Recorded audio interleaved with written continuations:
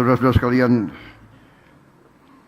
sebagai insan yang bertakwa, marilah kita tidak henti-hentinya memanjatkan puji syukur kehadirat Allah Subhanahu wa taala, Tuhan Maha Besar, Tuhan Maha Kuasa yang memiliki sekalian alam. Hanya kepadanya lah kita berdoa dan hanya kepadanya lah kita meminta pertolongan. Kita bersyukur atas segala karunia, kebaikan, kesehatan dan kedamaian yang masih diberikan kepada kita sebagai bangsa dan sebagai manusia. Kita dapat berkumpul pada pagi hari ini di Kabupaten Nganjuk untuk melaksanakan peresmian sebuah museum yang didedikasikan untuk mengingat perjuangan buruh. Ini adalah, saya kira, mungkin peristiwa yang langka, mungkin di seluruh dunia ini, Pak. Belum pernah ada. Museum buruh belum ada. Baru ini di Indonesia. Luar biasa.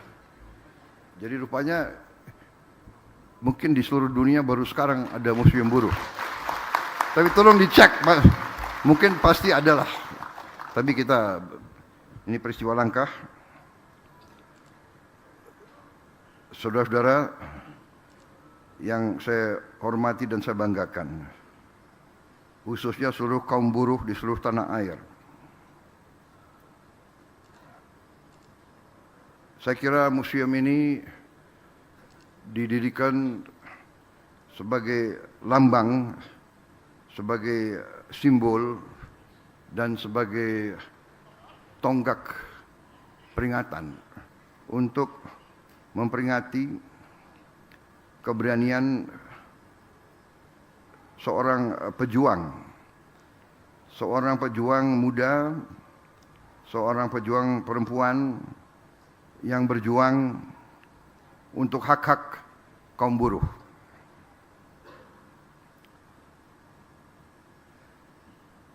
Perjuangan tersebut adalah lambang dari perjuangan semua mereka-mereka yang berada di pihak yang lemah. Orang-orang miskin, orang-orang yang tidak punya kekuasaan, orang-orang yang tidak punya kekuatan. Saudara-saudara, mungkin bangsa generasi sekarang dari bangsa kita mungkin perlu ingat bahwa mendirikan sebuah negara, mendirikan suatu bangsa adalah suatu usaha yang panjang, usaha yang penuh kesulitan, penuh tantangan. Dan kita juga harus mengerti bahwa dalam bernegara terjadi berbagai falsafah bernegara. Sesungguhnya peristiwa Marsinah yang dibunuh secara keji karena memperjuangkan kaum buruh pabrik suatu perusahaan, sesungguhnya sama sekali tidak perlu terjadi. Karena negara kita dirikan dengan falsafah dasar Pancasila. Itu adalah kecemerlangan pendiri bangsa kita. Dan itu tertera dalam undang-undang dasar kita, dalam pembukaannya. Dan itu adalah konsensus, kesepakatan. Kita bisa bersatu antara lain karena Pancasila. Ratusan suku bangsa yang berbeda-beda, bahasanya daerah berbeda-beda, agama berbeda-beda, ras berbeda-beda, kita bisa bersatu. Kita hadapi penjajah luar biasa, pemenang Perang Dunia Kedua, Inggris kembali. untuk membuka jalan Belanda untuk berkuasa kembali. Kita hadapi Jepang, kita hadapi berbagai usaha dari negara-negara besar untuk memecah Indonesia. Sejarah sekarang membuka bahwa pemberontakan-pemberontakan itu disponsor oleh kekuatan-kekuatan besar di dunia. Dalam Pancasila itu tertera jelas-jelas. Selain memang ya sila-sila 1, 2, 3, 4, sila kelima keadilan sosial bagi seluruh rakyat Indonesia. Jadi sebetulnya kalau ini difahami bahwa kita ini negara kekeluargaan. Dalam pasal 33 juga disebut bahwa perekonomian kita disusun atas asas kekeluargaan. Yang kaya harus narik yang miskin, yang kuat bantu yang lemah. Ini kekeluargaan. Buruh adalah anak-anak bangsa. Petani adalah anak bangsa. Nelayan anak bangsa. Semuanya. Para pemimpin, para politisi, para birokrat hanya petugas, hanya penerima mandat, hanya mereka yang diberi kepercayaan untuk mimpin semuanya. Apalagi aparat, apalagi tentara dan polisi. Aparat, tentara, polisi, anak bangsa diseleksi, dibiayai, digaji oleh rakyat, diberi makan oleh rakyat, dibeli sepatu oleh rakyat, dibeli topi oleh rakyat, diberi pangkat oleh rakyat. Karena itu sebenarnya kalau dasar bernegara ini dipikirkan dan diresapi, tidak perlu. Dan alhamdulillah ini terjadi di masa lalu, kita perbaiki. Saya bersyukur saya mendapat kehormatan pada saat saya jadi presiden. Kawan-kawan buruh datang ke saya minta kenapa tidak ada pahlawan nasional dari buruh. Dan saya kembalikan mana calon saudara-saudara.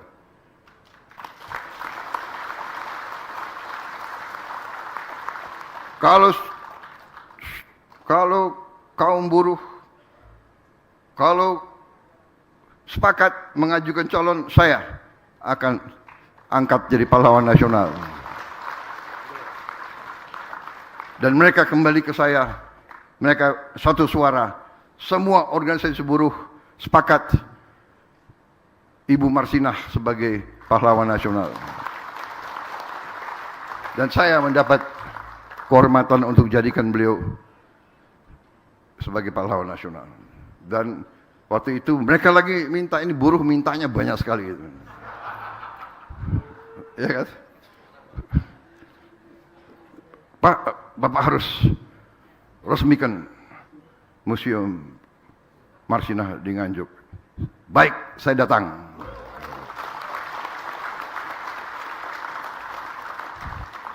Tentukan tanggalnya lagi. Mei 1 kan Hari Buruh Internasional, May Day di Monas. Mintanya tanggal 2. Harus tanggal 2.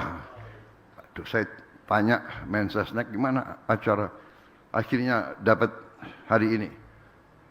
Tanggal 16 Mei 2026. Tadi jam berapa saya sampai di sini? 8.30. 8.30. Hampir jam 9. Oh, sekarang jam 9 ya? Sekarang setengah 10. Oh, sekarang setengah 10. 9.30. Kita hitung-hitung dulu jamnya. Jadi 16 Mei itu kebetulan ulang tahun kakek saya, Pak Margono jadi semua.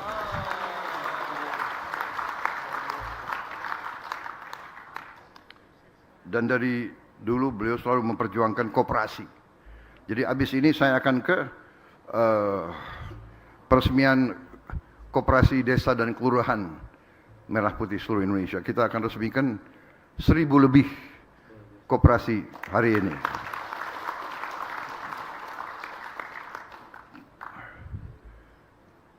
Kembali ke 16 Mei. Jadi 16, 1 sama 6, 7. Mei bulan 5, 7 tambah 5, 12. 1 sama 3, 1 sama 2, 1 sama 2, 3. Nah, 2026 itu 10. Iya kan? Jadi 3 tambah, jadi 13 jadinya. Memang kebetulan 13 itu salah satu angka kebaikan untuk saya, 13. Tapi tadi rencananya sebenarnya saya ke sini harusnya jam berapa? Pokoknya kalau bisa jumlahnya 8 begitu loh. Atau 3. Tidak. Yang penting saya datang memenuhi janji saya. Saya tadi melihat kamarnya beliau tidak dirubah. Saya lihat perjuangan beliau ya, dan saya prihatin dengan peristiwanya bahwa ada seorang atau pimpinan, ada pimpinan pengusaha yang punya pemikiran-pemikiran yang jahat demi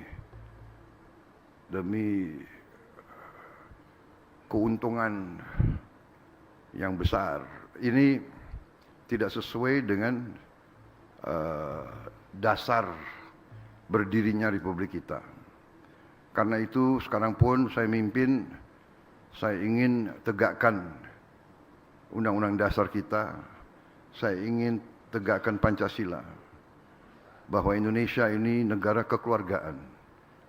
Kepada para pengusaha saya mengajak, ayo bersama-sama menjadi Indonesia Incorporated. Indonesia Incorporated sebetulnya artinya adalah negara kekeluargaan. Jadi semua bangsa ini satu korporasi.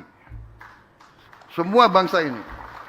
Artinya seluruh rakyat Indonesia adalah pemegang saham dalam seluruh kekayaan bangsa Indonesia. Semua rakyat Indonesia berhak atas kekayaan tersebut, dan semua pemimpin bertanggung jawab di setiap lapisan untuk memperjuangkan ini dengan semua kekuatan dan keberanian yang ada pada dirinya.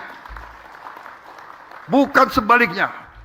Bukan pemimpin, bukan pejabat, bukan mereka yang dipilih, malah berkolusi untuk menghilangkan hak rakyat atas kekayaan seluruh Indonesia. Saudara-saudara sekalian, ini perjuangan kita bersama. Sekali lagi,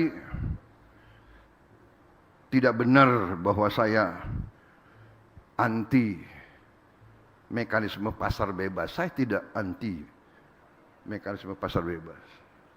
Hanya saya mengerti bahwa pasar bebas bisa diselewengkan.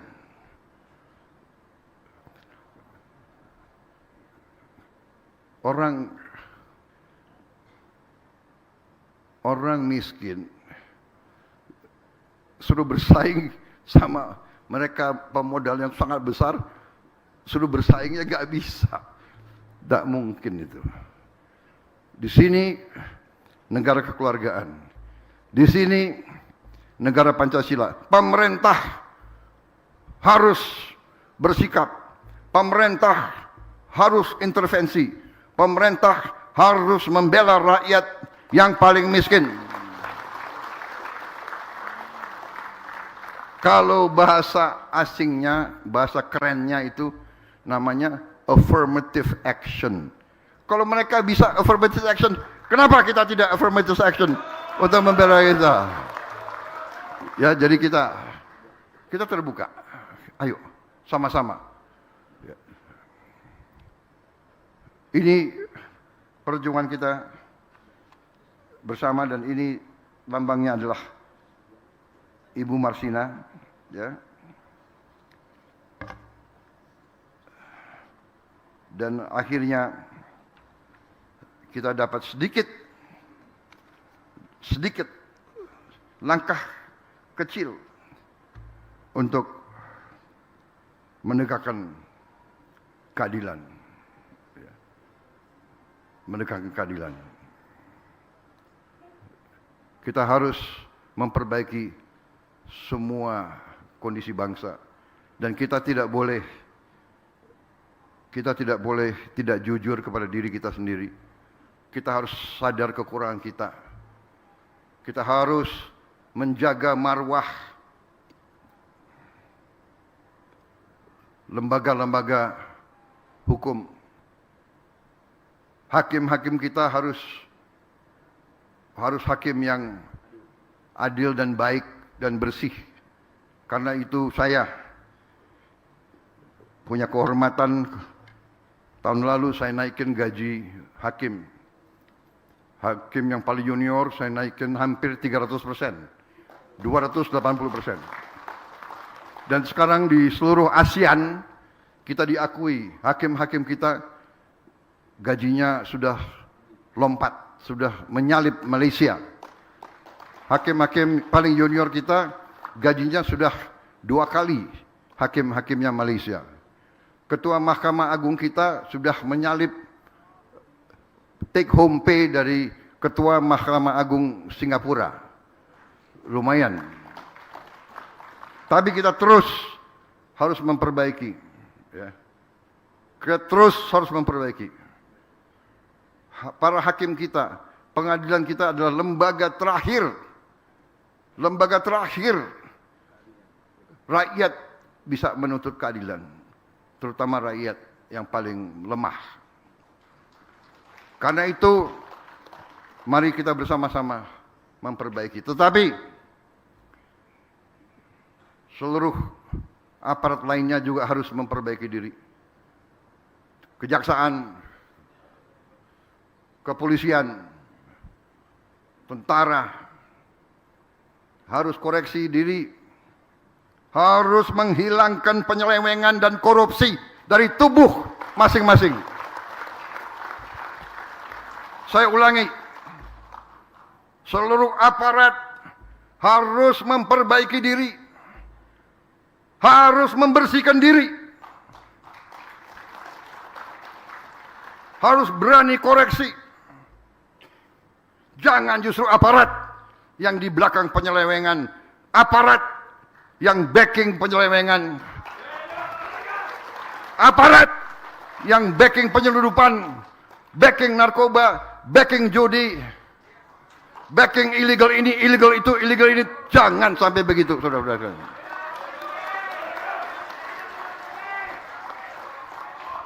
Saya menghimbau atas nama rakyat.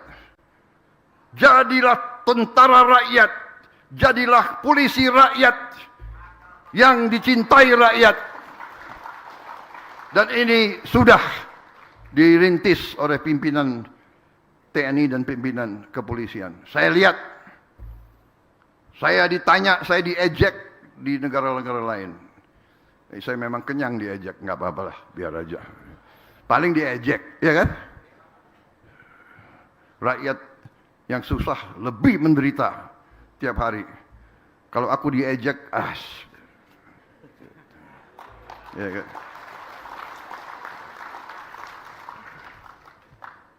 Saudara-saudara, mereka gimana kok polisi ngurus jagung, kok tentara ngurus sawah? Ya inilah saya katakan TNI adalah tentara rakyat. Polisi kita harus jadi polisi rakyat. Dan ini yang sedang dirintis oleh pimpinan-pimpinan kepolisian sekarang. Saudara-saudara sekalian. Tapi harus terus kita koreksi diri. Saya geleng-geleng kepala, sedih saya. Bahwa tiap hari saya dapat laporan pejabat-pejabat yang nyeleweng. Saya sedih. Orang yang saya angkat, orang yang saya bina, orang yang saya kasih kehormatan, diberi jabatan yang penting, begitu dia menjabat, nyeleweng, nyuri uang rakyat. Bagaimana? Apa yang harus saya buat?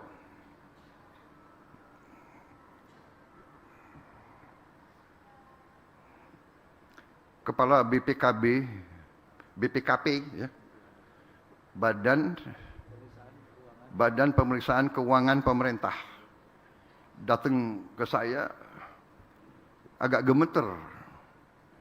Heran saya, kenapa stres dia dulu.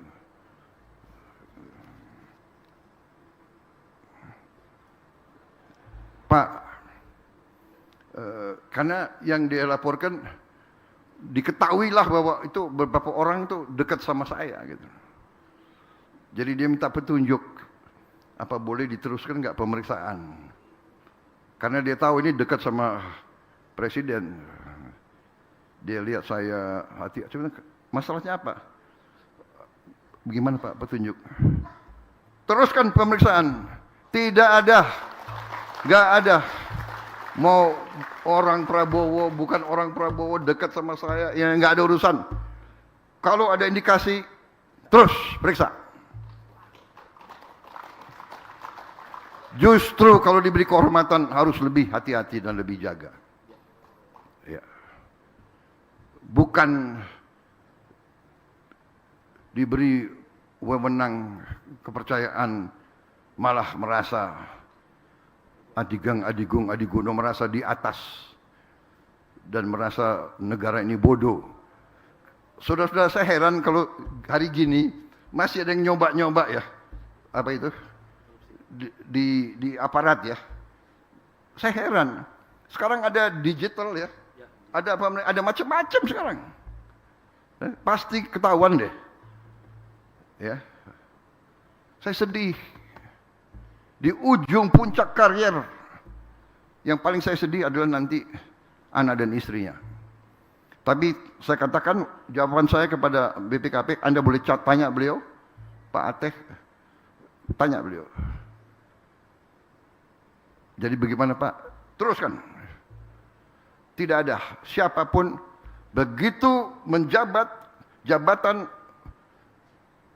negara, jabatan berarti tanggung jawabnya kepada negara dan rakyat. Sudah nggak ada lagi. Nggak ada. Saya sendiri katakan, mau partai saya sendiri, Gerindra, cek udah berapa yang diproses dan ditahan. Tidak. Justru harus memberi contoh. Apakah dia jenderal atau mantan jenderal? Harus memberi contoh. Dulu kamu jago perang, ya sekarang buktikan ke rakyat bahwa kamu selesaikan karier kamu dengan tetap kehormatan. Bukan. Enggak, ini saya sampaikan karena saya, ya kalau saya dapat laporan, ya kan apa yang harus saya buat? Nanti geremeng-geremeng, sakit hati, ya kan? Suruh kembaliin yang dia dapat secara tidak halal, nggak mau, ya sudah. Kamu urusan sama kejaksaan sana, saya serahkan. Jadi saudara-saudara, hari ini terima kasih. Saya diundang ke sini. Saya waktu itu masih muda, ya. Waktu itu saya dengar-dengar peristiwa di Jawa Timur, tapi saya tidak mendalami. Akhirnya hari ini saya baru sadar, baru faham, ya. kolusi aparat dipakai oleh kapitalis-kapitalis tertentu. Ya. Dan ini budaya ini tidak boleh kita teruskan juga.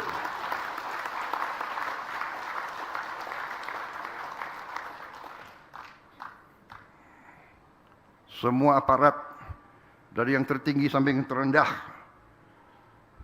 harus mati untuk rakyat, bukan malah menindas rakyat. Saya tidak mau dengar lagi Panglima TNI Kapolri, saya tidak mau dengar lagi ada aparat ya, yang tidak menegakkan hukum, keadilan dan kebenaran. Tidak boleh backing macam-macam. Negara kita kaya, harus kita amankan kekayaan tersebut untuk sebesar-besarnya kemakmuran rakyat. Saya bertekad, saya percaya dan saya yakin dalam waktu yang tidak terlalu lama kita akan bangkit. Sekarang saja sudah terbukti. Sekarang sudah terbukti banyak negara yang kesulitan, yang panik karena perang di Timur Tengah, Selat Hormuz ditutup. 20% BBM dunia lewat Selat Hormuz. Berarti pupuk terpengaruh karena banyak pupuk berasal dari minyak dan gas. Pupuk dari urea ya. Urea sangat dibutuhkan. Sekarang saya dapat laporan dari Menteri Pertanian, banyak negara minta pupuk dari Indonesia. Kita tidak euforia, kita tidak sombong, tapi kita berada sekarang di pihak yang bisa memberi bantuan. Australia minta tolong kita jual ke Australia 500 ribu ton urea ke Australia. Filipina juga minta ke kita. Kemudian India minta ke kita. Bangladesh minta ke kita. Ya. Brazil minta ke kita. Perintah saya bantu semua. Juga banyak negara sekarang mau beli beras dari kita. Saudara-saudara sekalian. Bayangkan kalau kita tidak swasembada, kalau kita tidak buru-buru beresin masalah pertanian. Terima kasih semua pihak. Untung kita punya Menteri Pertanian yang hebat. Karena dia memang anaknya petani. Emang dia mukanya aja hitam kayak gitu. Ya. Kalau nggak hitam saya curiga. Dia di sawah terus. Walaupun tiap saya telepon ada di sini, ada di situ. Nggak apa-apa. Ini menteri yang hebat. Terima kasih. Timnya juga hebat. Wakilnya juga hitam kayak dia. Gitu. Anak petani juga ngerti. Jadi nggak bisa dibohongi. Saya terima kasih Panglima TNI. Juga TNI turun membantu. Polri, saya terima kasih. Polisi juga luar biasa. Mendukung proses ini. Jagung, kemudian gudang-gudang, kemudian ratusan dapur MBG. Mungkin yang terbaik itu polisi sekarang yang terbersih. Ya. Memang ilmu pemimpin tuh kalau ada 2 anak buah, kita harus bikin bersaing. Gitu. Jadi kalau ada Panglima TNI, saya puji-puji polisi. Gitu. Nanti kalau ada Kapolri, saya puji-puji TNI. Jadi mereka keluar dari ruangan saya kan,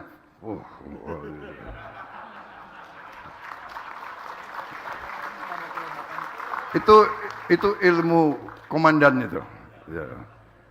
Jadi membuat menteri-menteri kan juga di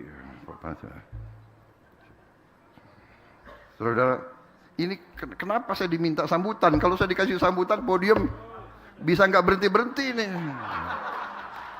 Wah, tapi pinter panitia, nggak ada kopi, nggak dikasih kopi. Saudara-saudara, terima kasih. Saya terima kasih. Dan percayalah kaum buruh, ya percayalah semuanya. Faham saya adalah faham pendiri bangsa kita. Ya.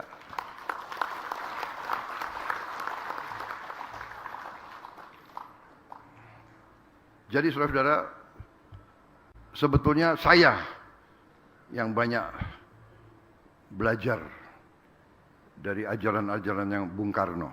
Jadi maaf, Bung Karno bukan milik satu partai. Bung Karno adalah milik seluruh bangsa Indonesia. Bung Karno, Bung Hatta, milik seluruh rakyat, semuanya. Syahrir, semua. Jadi kita di situ kehebatan kita. Kalau kita mau hebat, kalau kita mau maju, ya. Jadi kita ambil kekuatan dari semua pihak. Itu dahsyat Indonesia itu. Makanya saudara-saudara, banyak kawasan sedang perang. Indonesia bebas aktif. 1000 kawan terlalu sedikit, 1 lawan terlalu banyak. Kita hormati semua. Suatu saat saya terima Perdana Menteri Fiji di Istana Merdeka. Saya terima kunjungan resmi. Dia masuk ke kantor saya sesudah upacara, di depan wartawan dia keluar air mata. Dia bilang, "Yang mulia, saya selama saya jadi Perdana Menteri di Fiji, dia cukup lama dia jadi Perdana Menteri di Fiji. Saya belum pernah menerima penerimaan seperti ini. Saya sangat terharu. Kenapa? Karena negara saya sangat kecil. Negara dia hanya 1 juta orang. Tapi kita perlakukan sama dengan negara yang besar. Itulah Indonesia. Bahwa kita hormat. Ajaran kita, ajaran kiai-kiai kita, ajaran orang tua kita adalah hormat kepada orang tua. Hormat kepada guru. Hormat kepada tamu. Itu kan yang diajarkan kepada kita, yaitu itulah budaya Indonesia. Kita hormat. Dan kita tidak mau ada musuh. Makanya saya canangkan begitu saya jadi presiden. Politik luar negeri Indonesia adalah politik bebas aktif. Non-blok tidak akan, dan Indonesia ingin menjadi tetangga yang baik. We want to be the good neighbor. And our policy is the good neighbor policy. Jadi saya perbaiki hubungan sama Singapura. Perjanjian-perjanjian yang belasan tahun tidak diselesaikan, kita selesaikan. Dengan Vietnam kita selesaikan. Pak Jokowi, kita selesaikan semua. Sama Tiongkok kita perbaiki. Alhamdulillah sekarang di Natuna tidak sering terjadi ribut. Sama Malaysia saya berusaha. Insya Allah kita selesaikan dengan baik. Sama PNG kita baik. Sama Australia kita baik. Semua tetangga. Sama Thailand kita baik. Saudara-saudara, karena saya jalankan apa yang diberikan oleh pendiri-pendiri bangsa kita. Jadi saya yakin sekarang ada yang selalu entah apa, saya nggak mengerti. Sebentar-sebentar Indonesia akan kolaps, akan chaos, akan apa, ya kan? Rupiah begini, dolar begini, dolar. Orang rakyat di desa nggak pakai dolar kok, ya kan? Pangan aman, energi aman, ya. Banyak negara panik, Indonesia masih oke. Ya. Kita banyak yang diberikan yang kuasa. Tapi para unsur pimpinan yang harus setia kepada NKRI.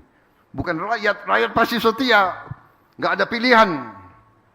Ini banyak unsur pimpinan teriak-teriak NKRI tapi nggak jelas. Begitu punya kekuasaan, tidak berpihak kepada bangsa sendiri, tidak berpihak kepada rakyat Indonesia. Saya kira itu dari saya, ya. Masih ada 2 lagi acara hari ini. Tapi terima kasih. Sekarang apa? Tanda tangan ya? Ya. Oh ya, saya tutup dulu ya, belum ditutup.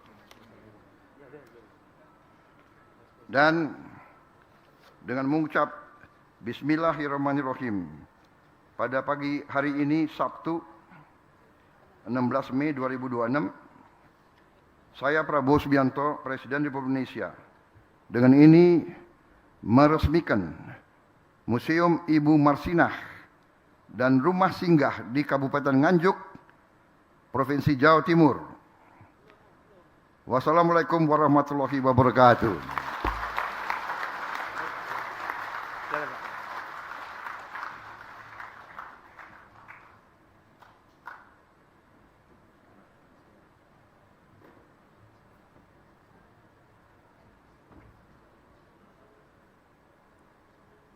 Dengan demikian, Museum Ibu Marsinah dan Rumah Singgah telah diresmikan oleh Presiden Republik Indonesia.